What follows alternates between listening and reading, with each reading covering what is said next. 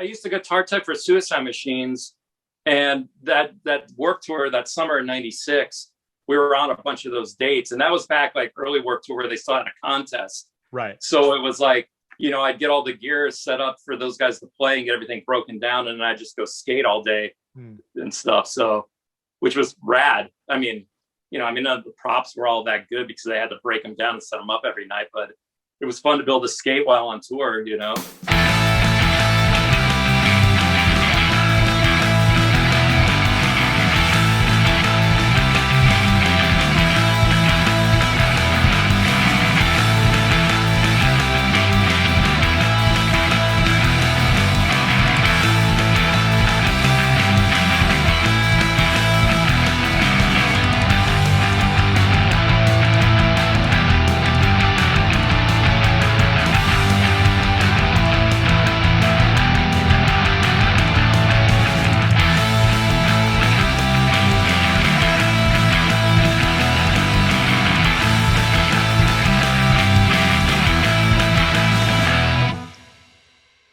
Jeff, how's it going? It's going all right, dude. It's good to see your face. Yeah, good to see you too. Welcome to the Question the Answers podcast. I've got Jeff Dean here, who is a guitar player / singer, also an engineer, studio engineer and mixer, who is in a number of bands, mostly from the Chicago scene. He's currently in the bands Heavy Seas, Her Head's on Fire, Dead Ending, All Eyes West, Airstream Futures, and Tight Night. So lots going on. You're also... It sounds like I'm super busy, but I'm really not. Well, I think anyone even... Go ahead. I said, I guess I am a little bit. Well, right. Yeah. I mean, compared to a lot of people who were only in like, say, one band, that's a lot to have on your plate. But he's also an alumni of the bands The Bomb, Noise by Numbers, just to name a couple. I mean, I think you were saying earlier that like you think you've been in like about 16 bands or so. There's been a lot over the years for sure. Yeah, I have a list someplace. My wife's like, when we were first dancing, she's like, I need like a flow chart to keep track of this shit. Yeah, it's funny you say that. Actually, I know that there's like a website. I can't remember what it is, but there's a website somewhere that my friend Kevin pointed out to me that apparently has like this genealogy. Band to band. What is it? It's called Band to Band. Is that what it is? Okay, yeah. I know that's what they do. It's like you can type in a band and then it pulls up the list of all their recordings and releases, and then it shows like how it's tied to other bands and musicians. It's like like the 6 degrees away from Steve Albini, something like that. Yeah. That I thought it was fascinating, like going down that rabbit hole. Because like you'll see that there's like members from one band who are somehow affiliated with like some band that you'd be like, dude, really? Like they're affiliated? Like, no way, Yeah, that website's fun. Yeah. But yeah, man, it's great to have you on here because shoot, you've got a lot going on right now musically. So Heavy Seas, I know, is working on putting something out here soon, and I know that you're going to be dropping some information about that hopefully soon. Yeah.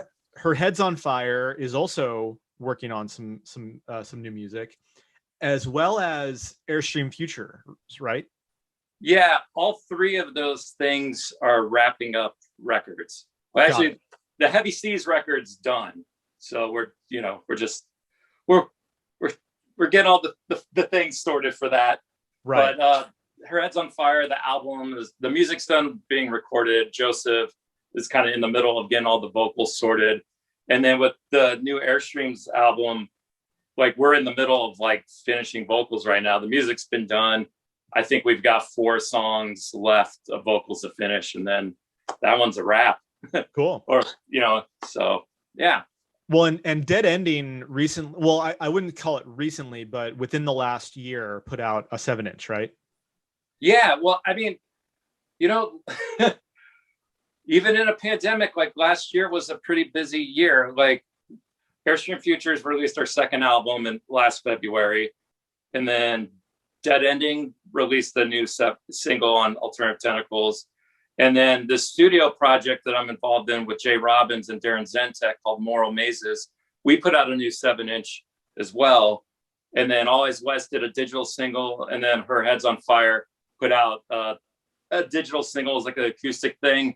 but with Gordon Withers playing cello on it. So yeah, I guess I put out a decent amount of music last year. That's a lot, man. Yeah, I mean, for I think for any band or even one person to be involved with, you know. I mean, if I'm being honest, it's like, dude, I mean, I wrote all the rest of these albums that I'm working on now through that whole thing. It's like I just dived into writing. That was my way of dealing. So it's like, fuck, man. I wrote like 3 albums on top of all that shit. I'm like, I'm gonna keep rolling with this because I'm sure the well's gonna dry up soon. So while the ideas were hitting, I just was like, all right, let's churn them out, Absolutely. I mean, so Tsunami Bomb, we tried to stay as proactive as we possibly could. We ended up doing a couple of cover songs, and we're demoing for a new album. It's interesting for Tsunami Bomb because we all take part in the writing process. Like, so it's not just, I mean, I'm sure that you've been in bands before where it's more of a collective effort, but like for us, like each one of us kind of contributes song ideas. So, we all kind of go through that process of like trying to filter it through everyone's kind of filter. Yeah. Before we start proceeding. But that's awesome that you were able to like really just churn out that much just by yourself, and like the rest of the folks in the band, like were able to kind of like just adopt that and say, yeah, like we're going to move forward with this, that's. Yeah, I mean, a couple of those things were like the Moral Mazes 7-inch, the music itself had been done for a while. It was just a matter of getting the vocals done. So that's a little bit easier. But with that Dead Ending 7-inch that came out, it was just one of those things. It was a reaction to what was going on politically, and, Vic Bondi and I were like, we need to write some new fucking songs, man. And so, with that band, everyone lives in a different state. Like Vic lives in Seattle, Derek lives in Detroit, I live here, and Nate lives in Florida. And then it was like, can we even figure out how to do this? Because it's like, it's not even like we're in Chicago and trying to manage quarantine or in the pandemic. It was like, dude, none of us can even travel. So we were able to figure it out. And it ended up being rad, dude. I'm really happy with how those couple songs came together. I mean, it was a little unfortunate because Nate just couldn't swing being able to figure out the bass stuff. But then Joe Principe, who, Rise Against, who was the original bass player in Dead Ending, he came back and played bass on this new stuff. And I mean, a little bit easier because Joe lives in Chicago still too. But I mean, we all had to do everything remotely. It's like, can you record at home? Can we put this together? Will it sound cohesive? And I think it came out really well. Yeah. Yeah. So, and, to your point, with the fact that so many bands are having to who chose to record during this process, many of which did so in that same manner where they did it individually, like where they were at, especially for bands that were spread out, like say you guys or Tsunami Bomb. It's a little daunting because like there is that fear that it's not going to sound cohesive like you would when everyone's in one spot, which is, usually a much more traditional way to do it. It's not a new thing where people have been recording remotely, but I think it's certainly becoming more of the norm. And I think that will continue even past the pandemic, Well, I mean, not to stay on topic with Dead Ending per se, but with that band, it's been very interesting because with the fact that everyone lives in other places like that, I mean, we haven't played very many shows over the years, but we've put out a shit ton of music. I mean, we have now it's like 3 EPs, 3 7-inches, and an album. For a hardcore band, that's a lot of fucking output. It's hella songs, And the only way we were ever able to do that, it was like, okay, everyone's in town for like this day. So we have to get in, we have to, rip that stuff out. And so there's always been like this really like, just energy to it. Like, cause it was like, can we fucking figure this out? Like we have a finite amount of hours here to make this work.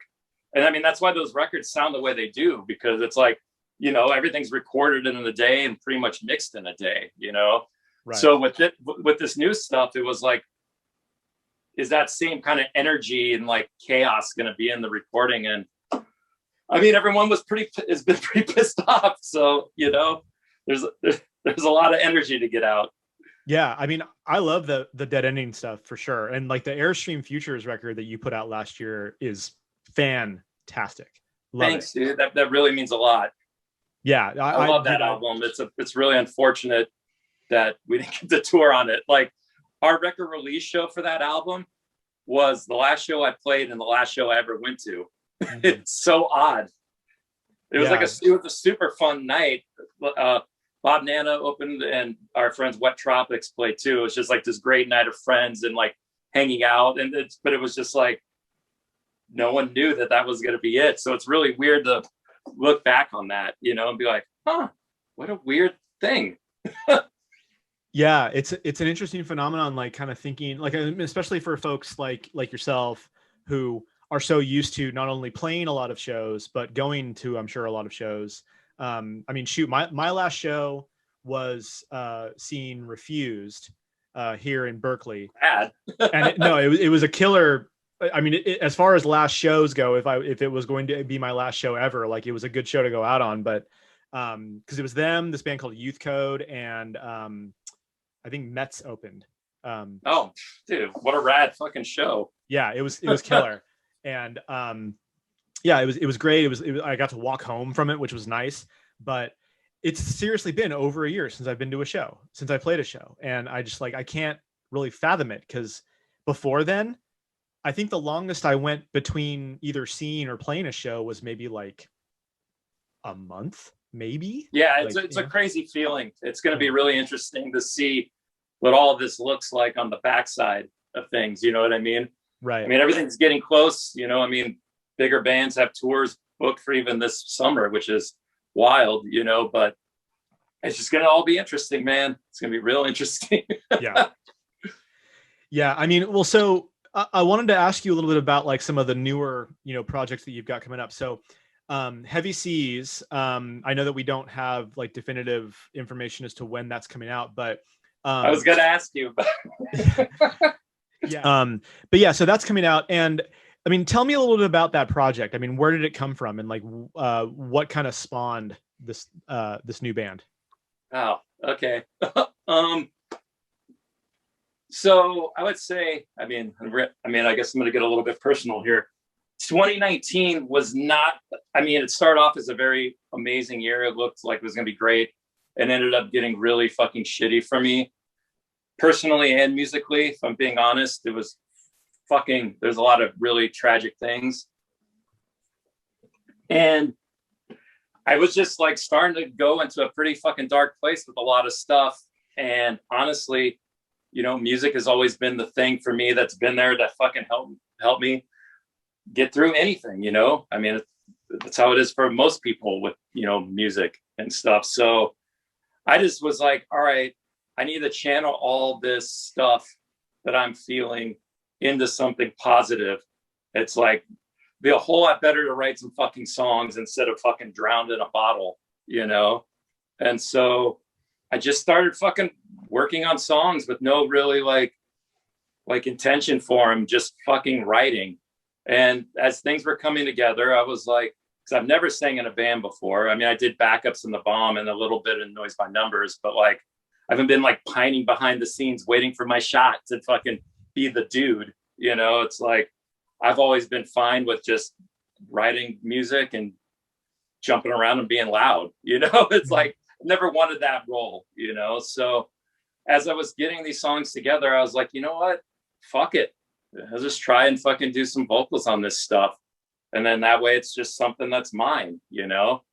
And it kind of started coming together a little bit. And then I was like, all right, well, I need to find a fucking band, see who wants to do this. And yeah, Ronnie, who plays drums, Ronnie and I was in the Rivals, and him and I play in Always West together. And I knew like Ronnie was the guy for the way that these songs were coming together. Like the style, like the way I was writing stuff, I'm like, okay, Ronnie needs to be the drummer for this band. And then I knew Katie who plays in Airstream Futures with me, was the right move too. And just knowing that it's like I've spent time in a van with both these people, You know, everyone's super cool. We all get along. I knew that the two of them together would make a pretty awesome rhythm section. At least I hoped it would. And when we got together to start jamming on these songs, it just fucking clicked, man. And I mean, I'm thankful. I'm stoked that they wanted to come on this adventure with me. You know, it's like no one was obligated. I was just like, hey, I got to do this other thing. I want to work on these songs. You guys want to play and record? And everyone's like, yeah, we're in. So that's really how that kind of came together.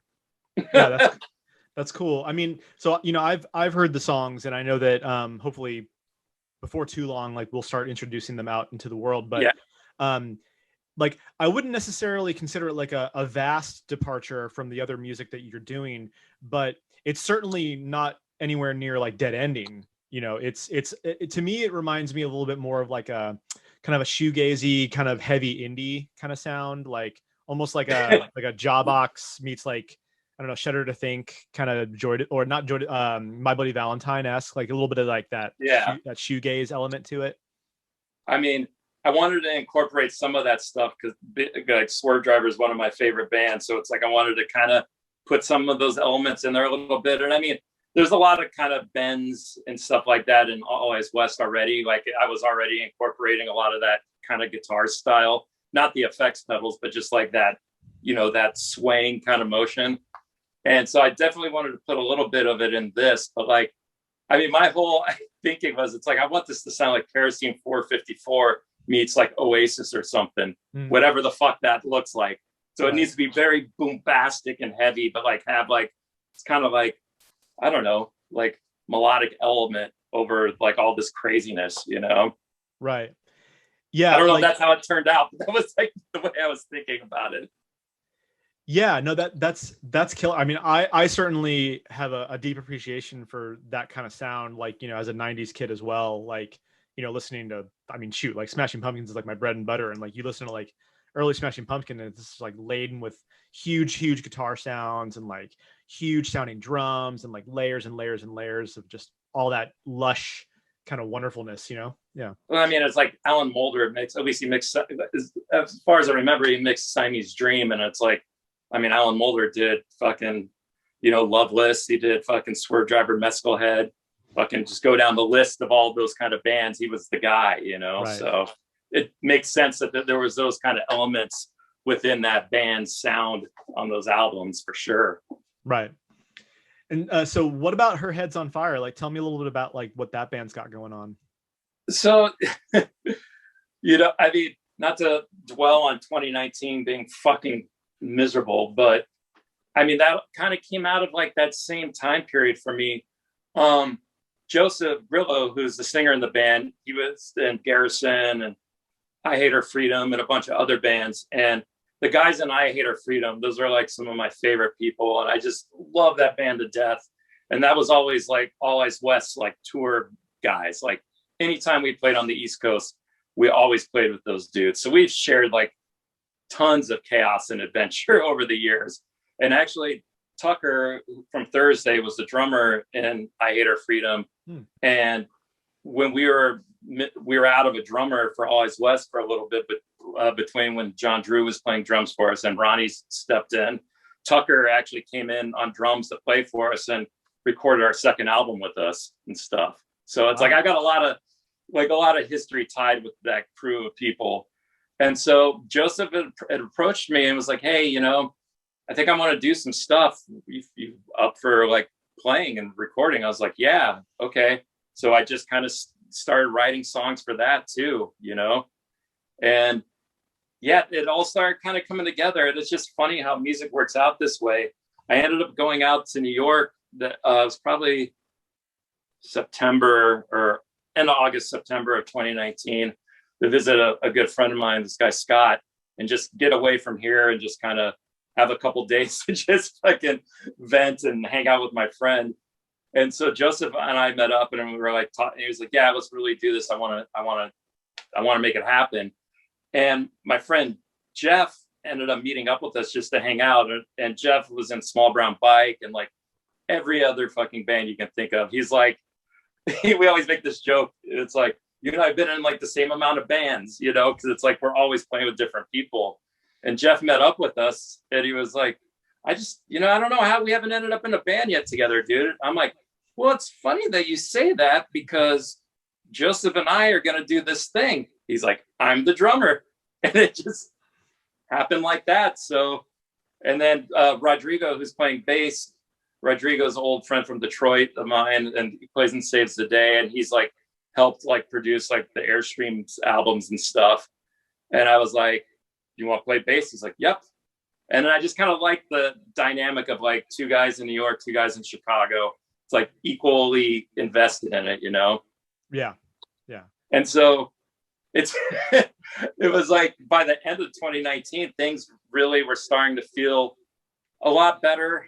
It's like Heavy Seas went out to Baltimore to start tracking our album with Jay Robbins. And then I was flying to New York like every couple of weeks for band practice with those guys. And everything was feeling good. And then pandemic just put it all on fucking hold, Yeah. It's hard not to take that. You got to remember that the pandemic isn't personal. You know what I mean? Right. Which it's hard to remind yourself that sometimes. Yeah. I mean, and it's affected people in different ways, like depending on like what you do for a living and whatnot. I mean, so, and this actually leads me to my next question for you. So as somebody whose, main job is to like do mixing and recording, like that's something that could have easily effectively just squashed your career, I guess depending on when it happened, because like years and years ago, if this would have happened prior to like the advent of like the internet where we can send files like digitally, like there's a pretty good chance that you probably would have just been out of work like forever. Oh yeah. Because like with no income of people actually coming in, Yeah, it would have been a disaster. I mean, it still was, a really hard year, right? But I did end up having like some fun things come through, like, and it's just like you said, like I mixed a record for this band. I like Ali from Italy. And it was like, we were able to do that because they could send me their session through the internet and I could just mix it and email it back, So there was some fun projects like that came through. And thankfully, I mean, money's always tight.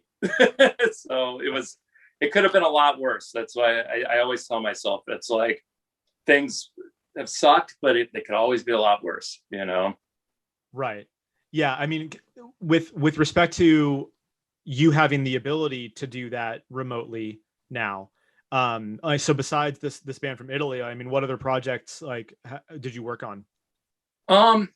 Or I don't know if you can talk about it or not, but I mean, yeah, I can talk about it. I'm trying to think of like, there was a bunch of weird, like random, like mixing things that came through. Like some dude like hit me up, like he heard like a record I did for this band, the Addisons, and he like played like with one of the dudes from like Jesus Jones or some shit. Really? Like really like random out of nowhere. And he was like, yeah, I really like that Addison. I'm like, fuck do you know the Addisons? I'm like, they're just some like local pop punk band, And then so like I ended up mixing a couple songs for this guy. I don't know what he did with them, but it was like just weird random stuff like that. And then towards like the fall of last year, like then I kind of we started doing some stuff at the studio, like in person, like obviously very responsible. It was like, masked on all the fucking time, like distanced, better get a fucking COVID test before we do the session kind of stuff. And I ended up I did a record for my friend Dave from this band Textbook. I don't know what he's doing with the band, but we did a whole album and it's a really great album. It sounds like almost like, I told him it reminds me of Fire Hose, like he's like, I feel like it sounds like the Replacements. I'm like, well, both of those are awesome. So win-win, You win. And then I ended up recording a new record for the Bullweevils too, which was a ton of fun. Hell so yeah. I don't know what they ended up going with someone else to mix it. So I don't know what's going on with it, but I had some things happen. It was nice, a lot more than I thought was going to happen. That's awesome, man. That's cool that you mentioned the Bullweevils. It's so funny. Like, so I was in a band years and years and years ago. It was like a ska punk band in Northern California. And we played a show one time with the Bullweevils. at this tiny little pizza place in Modesto, California, and like nobody knew who they were. Like we just knew that they were from the Midwest, like they were from Chicago, and they were on tour. And I'm trying to remember what label they were on, but I remember they were on. They're on Doctor Strange. It might have been Doctor Strange, but I remember they were great. And then years and years and years later, like finally being like, oh yeah, oh it's that band, and like I remember it's like, oh yeah, those guys were awesome, and like I was really surprised actually to know that they're still a band and that they're still doing things all these years. I mean, they took a break for a long time, and then they kind of came back to play Riot Fest one year, and then it just kind of snowballed from there. Pete Mittler, who played in the Bomb with me, is actually their bass player. Oh, okay. Now, so it's like, so Chicago's incestuous like that, Well, yeah, you were telling me that like a lot of the bands that you've been in have kind of bled into a ton of, I mean, I think that just happens everywhere, but from what you were saying, like, it sounds like it's a pretty common thing over there. Yeah. We did this tour this one time, and just because we all thought it would be funny, we called it the No Dudes Left Behind tour. And it was the Bomb, the Methadones, and Noise by Numbers. And so, me and Susie and Pete and Pizzotti are in the Bomb. Pete and Susie and Dan are in the Methadones. Then Dan and I were in Noise by Numbers together.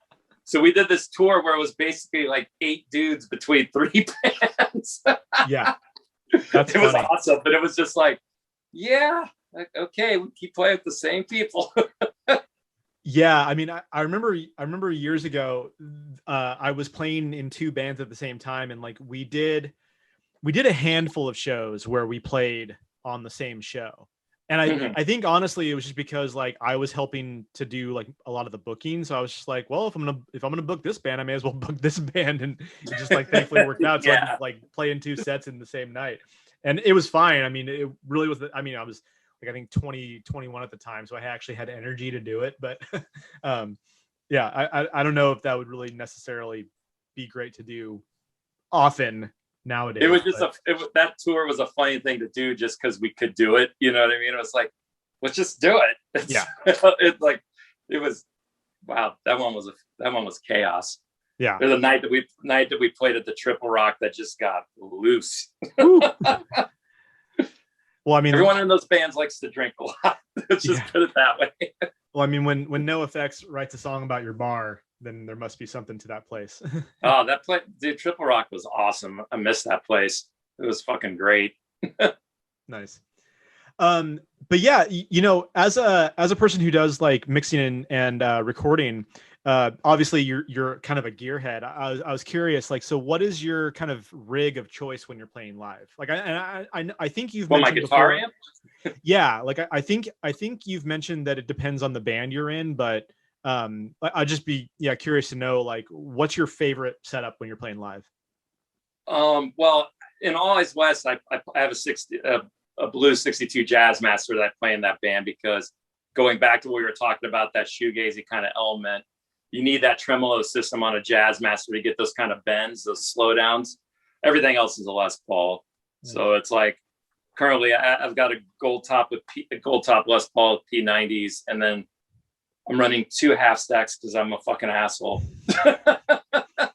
And I have a 70s high watt cabinet with a Big Crunch amp. I don't know if you're familiar with that company, Brooks, the guitar player in War on Women. It's his amplifier company. And I've had him build me basically this kind of high watt clone that's got a little bit more of a gain stage than an original one. And then I've got a 70s Marshall cabinet with this Rolla amp that's a JTM 45 clone, basically. That's pretty rad. So the 2 of them together with that gold top, that's going to be my rig until I'm done. I finally settled. No, I mean, that's killer. Because I mean, I know that I had mentioned to you offline before that I thought that your guitar tone was freaking awesome. And, oh, thanks, dude. That means a lot. Well, I mean, I'm constantly like trying to, find the right tone for whatever band I'm in, right? And with Tsunami Bomb, I think I have it. Like, so I run like, my amp right now is I have a Mesa, a mini rectifier. It's like 25 watt, you know, and I just run it through like a 212, pretty standard. And it's with Tsunami Bomb, it's kind of interesting because a lot of the gigs that we play, like, you know, we fly to, and so I can't necessarily bring my gear with me, you know, so I'm often like at the mercy of whatever amp is available to me, you know.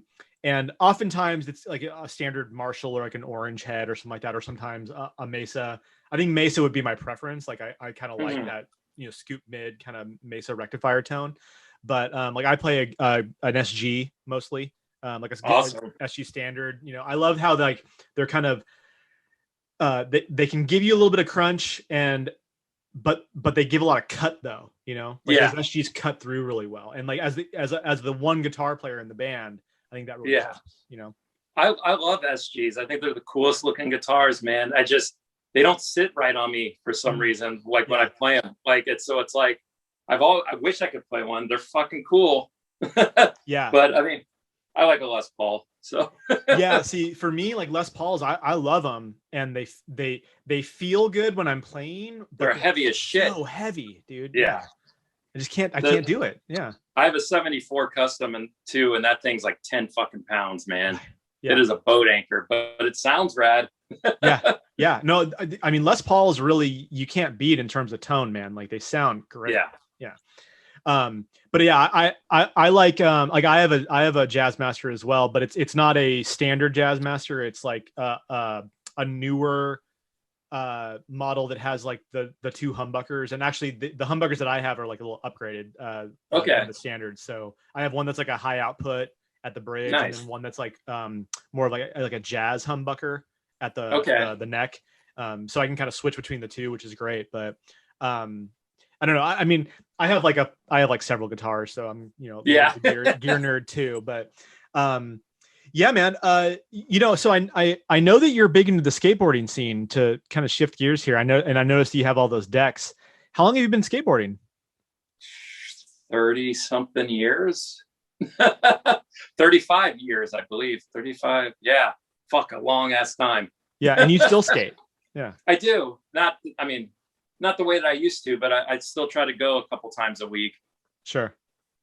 Yeah, but, I mean that was like my life for a really long time, you know. And I mean, at one point I thought it was going to be my job, and then I really got into playing guitar. I was late to picking up a guitar. I didn't start playing guitar until I was 19, like really late to it, but I picked it up quick, and I just was so in love with playing guitar. And then at that point in time, just like the politics of skateboarding and that like early to mid 90s was just getting stupid to me. And so I kind of stopped going down that path. I never stopped skating, but like, as far as like competition, sponsorships, all that crap, like I just checked out of it and just focused on playing in bands and trying to get good at guitar.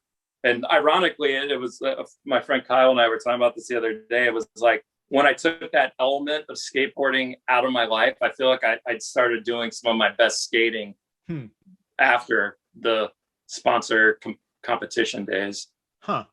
Yeah. Like I think just because it was like, all right, well now it's just like, we're only doing this because we fucking love it. You know what I mean? So.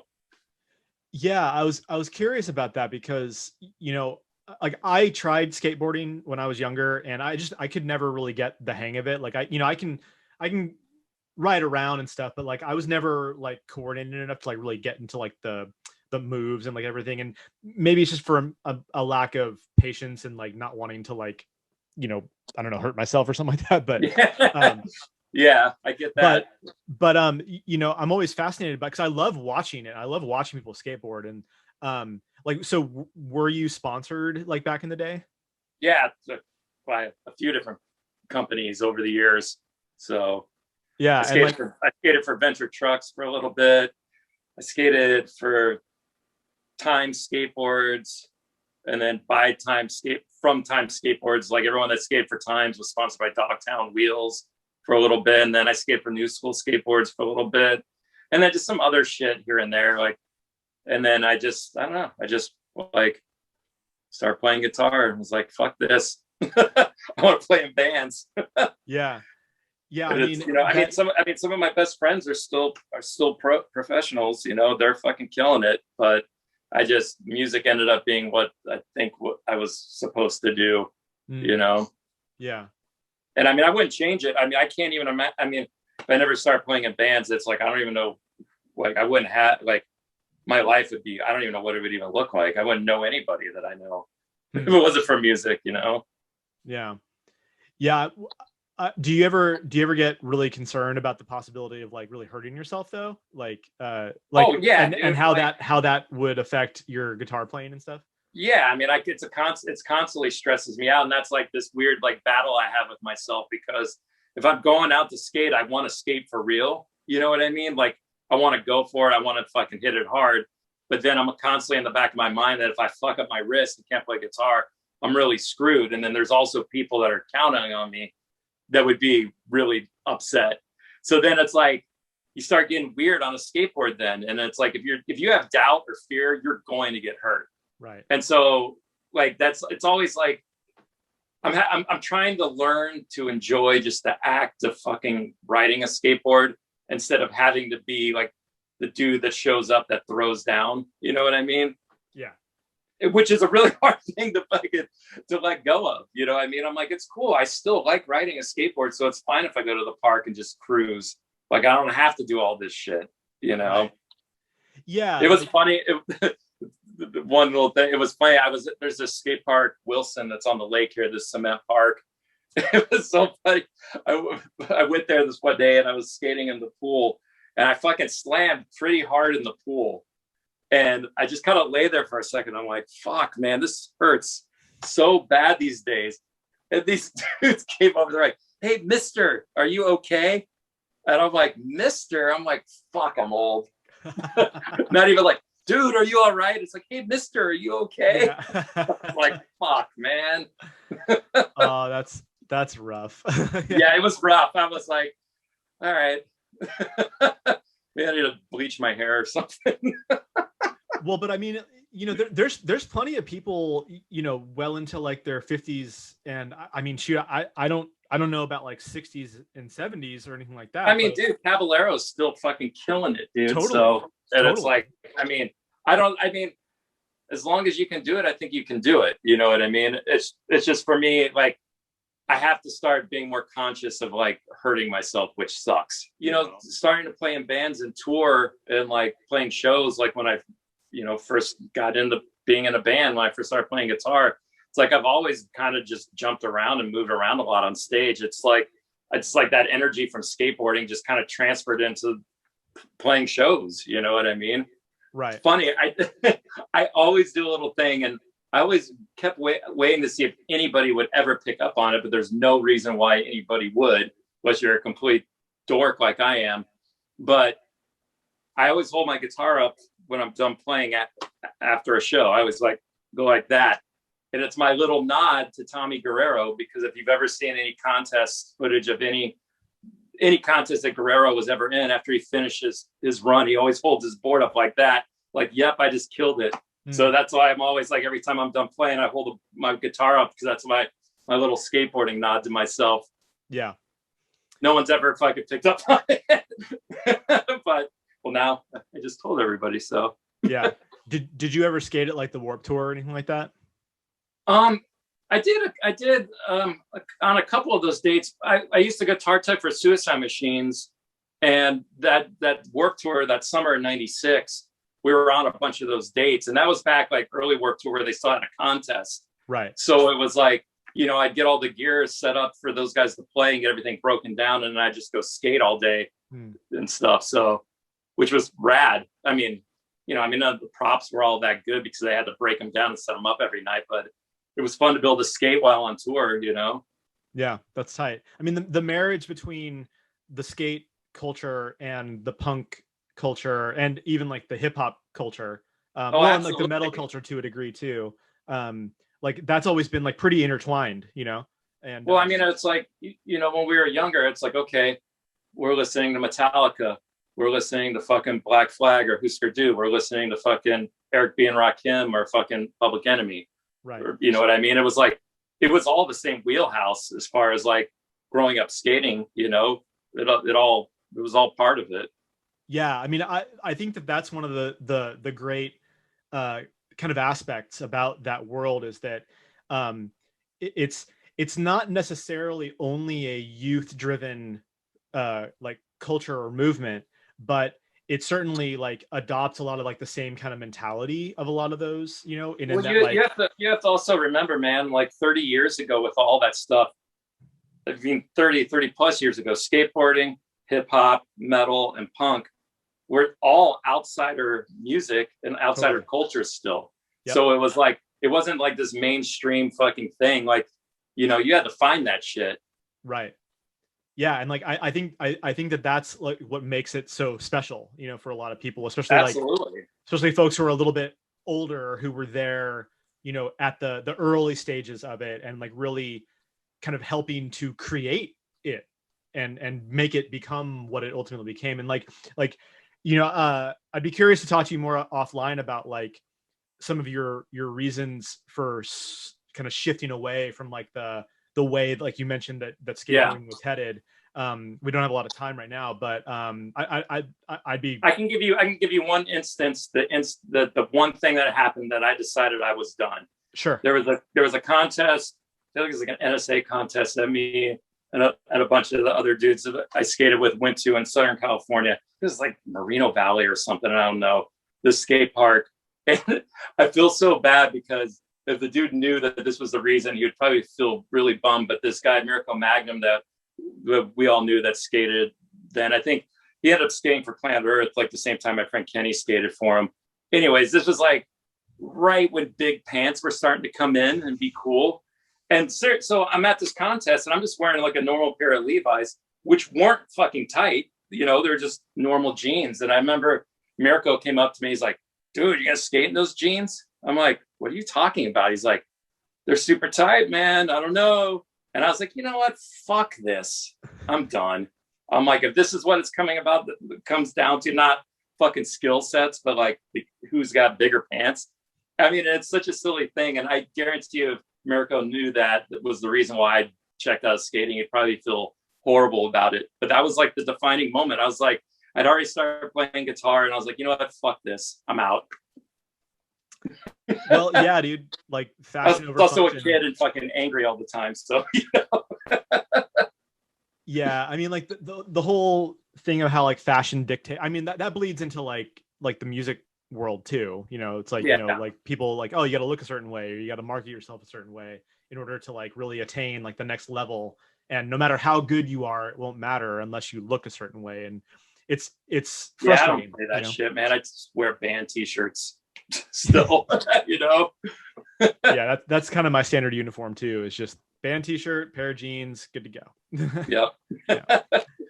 Well, cool, man. Yeah, that's all awesome, dude. And I'm stoked to kind of find out about all the stuff that you've been working on and how you've been kind of dealing with the pandemic. Wanted to move on to the last couple of questions that I have for you. Absolutely. So, you know, something that I try to get from everyone that I have on the show is, who are some bands or artists that you think should be on people's radar right now? Well, like newer bands? It can be older or newer, just like bands that you think are really worth people's attention right now. There's two bands that I really like now. And I joke all the time because I feel like every time I discover a new band that they're already been out for like 2 years, I'm like, dude, this new record's awesome. Oh, it came out 2 years ago. That's where I'm at. But there's this band called Big Bite that I really, really love a lot. They put out, I think it was in 2019, they put out this record Trinity. That's just fucking awesome, man.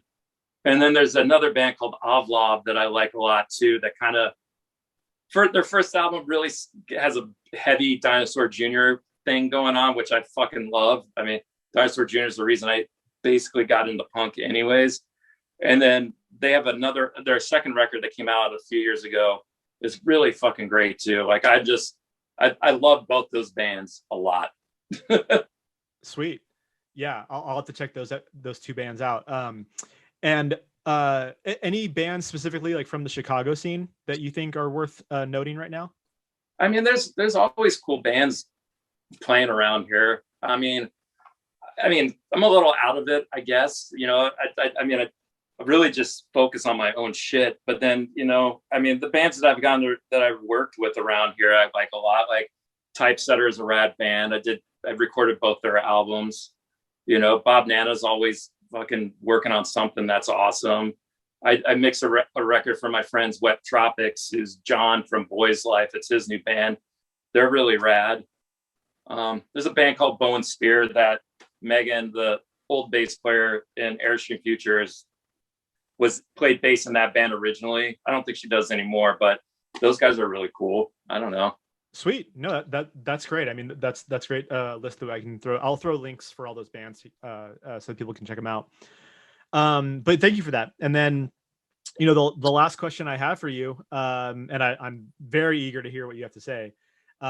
If you only had 5 records to listen to for the rest of your life on a desert island, what would they be? Dude, so you told me you're going to ask me this question, and I'm like, how do you even answer this question? Mm-hmm. Like, what is the criteria, right?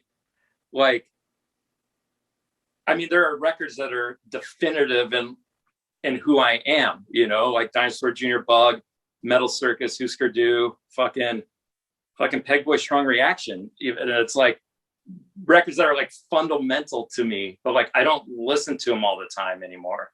Right. You know, I probably should, but I just don't. So it's like, do I think about the records that I listen to all the time? Are those the top 5? Like the ones that I listen to on a regular, consistent basis? Well, I mean, if I had to, I guess, I mean, really, I leave it up to the person answering the question to just kind of give me 5 records that they think that they could listen to for the rest of their lives and be content with. Okay.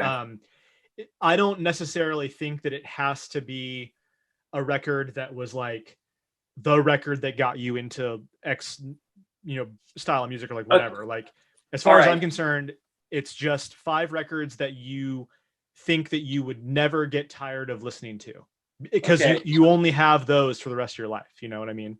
Yeah. Okay. I know, at least I can think of 3 at least right now that I can say. Amusement Parks on Fire, Out of the Angeles, hands down. And I hope we have a little bit of time to talk about this. Yeah. This is that record defines to me what I love about music. And it come from being like a record that it's just sonic fucking landscape, man. It's one of those albums that you listen front to back. You don't skip, because it's just got so many layers and textures, and it fucking rocks. Mike's fucking awesome. And so that band, and this is what's so rad about music. My friend Justin Schweer, that was out here, does that record label, Underground Communique. He went to Reckless Records one day, and he's like, and then he calls me. He's like, "You heard this band, Amusement Parks on Fire?" I'm like, "No." He's like, "I was in Reckless, and someone was playing the album. It's awesome. I think you'd like it. It's like Swerve Driver, but more punk." I'm like, "All right." So I just went down to Reckless and bought the fucking album, and I was like, "This album's great."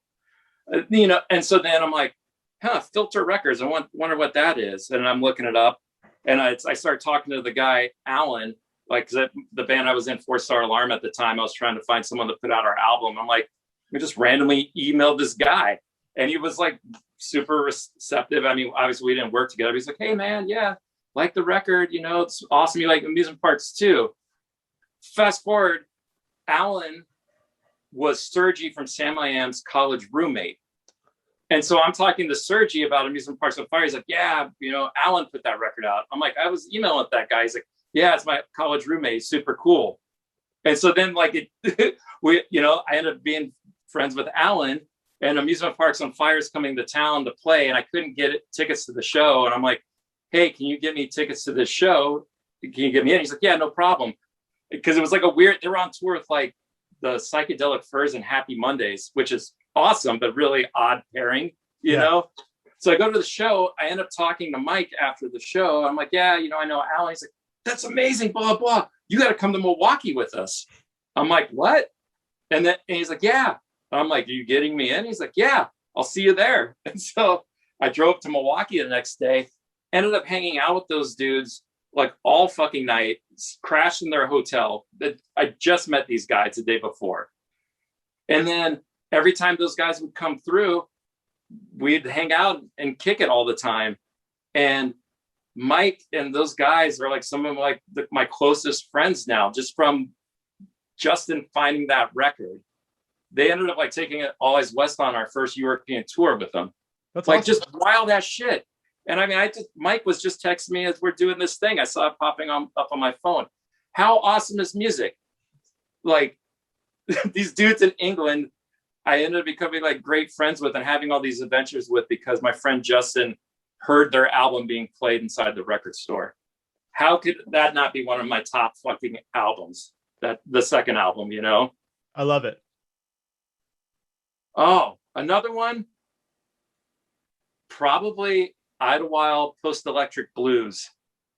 I don't know if you know that band or that record per se. And anybody that's a fan of that band probably wouldn't put that one as one of the band's top records per se. Dude, if you don't smile when you hear the song Readers and Writers, you're like dead inside, man. Like that record just makes me fucking happy. It's just such a fucking, I go to that album 1,000 fucking times, man. Okay. So that's 2, right? Yeah. Well, I mean, you mentioned a few others earlier, like Peg Boy and. Yeah, but I mean, if we're talking about like albums I could listen to like nonstop and I'm just enjoying them. Like if I am on a fucking desert island forever, and that's what I got. Right. You know, probably SNFU and No One Else Wanted to Play, because what a fucking wonderful album that is. Just so fucking much fun. Fuck. What would the last 2 be? You're gonna kill me because it's a total cheat, but Story of the Clash. I don't care if it's fucking all the hits. I'm taking that one. That's totally fine. Yeah. I don't know if that's cheating or not. But nah, there's no rules, dude. Fuck. What would number 5 be? I don't know. I mean, mind you, this is going to haunt you if you answer. It's going to haunt me. I'm gonna like obsess about it and think about. I'm like, fuck. How did I not think of that album? Yeah. But if I'm thinking of, like, if I'm just looking around at like my records and stuff right now, fuck. It'd have to be something by New Model Army, or something by. What about Swerve Driver?